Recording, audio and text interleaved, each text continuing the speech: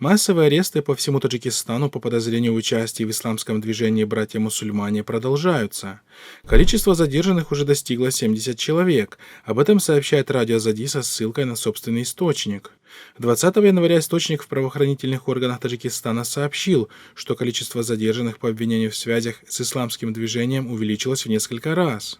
В отношении всех задержанных возбуждены уголовные дела по статье 307 прим. 3 УК РТ, подразумевающая от 5 до 10 лет лишения свободы.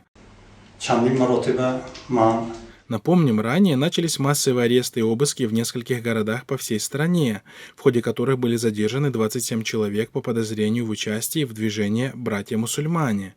Позже стало известно, что среди задержанных оказались влиятельные жители страны, преподаватели вузов, имам-хатыбы, глава аппарата мэрии Исфары и другие.